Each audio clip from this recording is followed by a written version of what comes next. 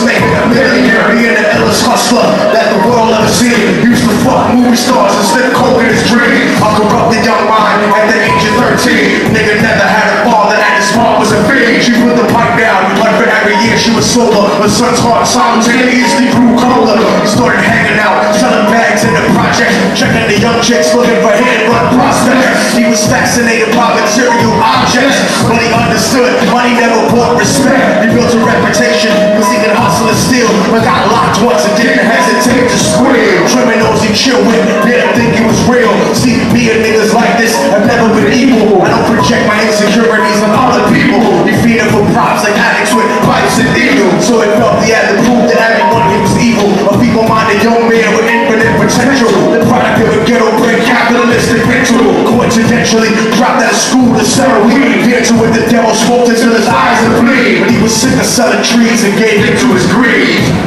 Now I gotta tell you about the little homie Billy. So Billy started robbing niggas, anything he could do to get his respect back in the eyes of his crew. Started fights over little shit up on the block. Stepped up to selling mothers and brothers to crack rock. Working overtime, making money for the crack spot. Hit the jackpot and wanted to move up to cocaine. Building a Scarface fantasy stuck in his brain. Tired of them hood niggas treating them the same. He wanted to be major like the cutthroats and the thugs. But when they tried to step to him, niggas showed him no love. And told him any motherfucking coward can sell drugs. Any bitch nigga with a gun can bust slugs. Any nigga with a red shirt in front like a blood. Even Puppy smoked the motherfucker up in the club. But only a real dog can stab someone till they die. Standing in front of them, staring straight into their eyes. Really realized that these men were well guarded, and he wanted to test it before business started. Suggested raping a chick to prove he was cold-hearted. Now he had a choice between going back to his life or making money with made men up in his sight. His dreams about cars and ice made him agree a hardcore nigga is all he ever wanted to be. So he met them Friday night at 2:45. Let's take this ride.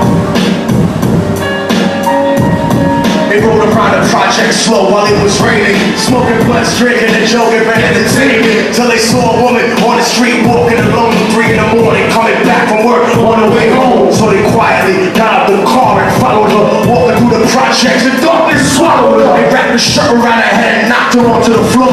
This is it, kid, now you got your chance to be wrong. So Billy yoked her up and grabbed the chick by the hair, dragged her into a lobby that had nobody there. Struggled hard, but they forced her to go up the stairs. Got to the roof and then held her down on the ground, yelling, "Shut the fuck up! Stop moving around!" Her shirt covered her face, but she screamed and clawed. Billy stomped on the bitch till he broke in her jaw. And dirty bastards knew exactly what they were doing. They kicked her until they cracked her ribs and she stopped moving. Blood leaking through the claw, she cried silently. And then they all proceeded to rape her violently. Billy was made to go first, but each of them took a turn, ripping her up and choking her till her throat burned. The broken trauma moved the blood, but they weren't concerned. When they were done and she was lying bloody, broken and bruised, one of them niggas pulled out a brand new 22 and told him that she was a witness who what she come through, and if he killed her, he was guaranteed a spot in the crew. He thought about it for a minute, she was practically dead, so he leaned over and put the gun right to her head. Now I have to end my story for y'all the only way that it can end.